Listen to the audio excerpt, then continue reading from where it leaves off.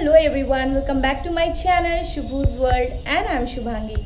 आज की रेसिपी में मैं आप लोगों के लिए लेकर के आई हूँ भिंडी की बहुत ही चटपटी, तीखी और डिलीशियस सब्जी। बहुत ही कम समय में ये सब्जी बन जाती है और साथ ही बहुत ही ज़्यादा यम्मी होती है खाने में। बट वीडियो को स्टार्ट करने से पहले अगर आप मेरे चैनल पर नए हैं और आपने मेरे चैनल को अब तक सब्सक्राइब नहीं किया तो please make sure subscribe my channel and press the bell icon, ताकि मैं जो भी वीडियो पोस्ट करूँ वो आप तक सबसे पहले पहुँचे। तो चलिए अब वीडियो को जल्दी से स्टार्ट करते हैं।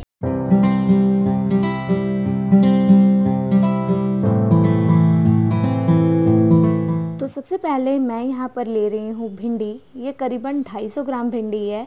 मैं 3 से 4 लोगों के लिए बना रही हूँ, तो इतनी भिंडी इनफ है। उसके बाद हम भिंडी को अच्छे से वॉश कर लेंगे ताकि इसमें कोई गंदगी ना रहे। उसके बाद भिंडी को थोड़ा सा ड्राई होने दें।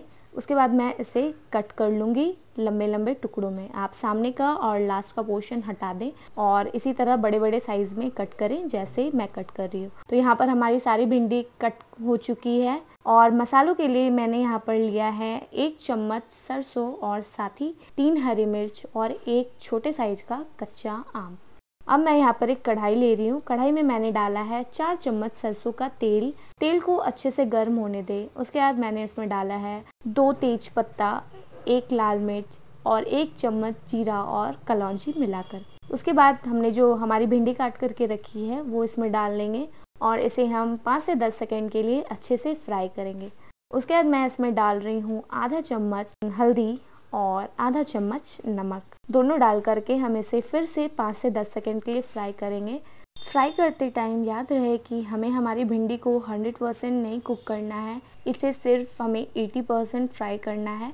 तो देखिए यहाँ पे हमारी जो भिंडी है वो 80% 70 to 80% फ्राई हो चुकी है। अब मैं इसमें डाल रही हूँ टोटल 1.5 गिलास पानी डाल करके इसे हम मिला देंगे अच्छे से और इसे हम ढक करके 2 से 4 मिनट के लिए छोड़ देंगे। 2 से 4 मिनट के बाद देखिए इसमें अच्छा सा उबाल आ चुका है, हमारी भिंडी सॉफ्ट हो चुकी है और पानी भी काफ़ी हद तक जल चुका है। उसके बाद मैं इसमें डाल रही हूँ कटा हुआ आम का टुकड़ा। हमने जो आम लिया था, मेरी आम बहुत ज़्यादा खट्टी थी तो मैंने पूरा आम नहीं डाला है, आधा आम डाला है। उसके बाद हम इसे ढक करके 2 से 4 मिनट के लिए फिर छोड़ देंगे और उसके बाद चेक करें कि आपका आम पक चुका है यानी अगर आपका आम गल चुका है तो आपकी सब्जी ऑलमोस्ट रेडी है।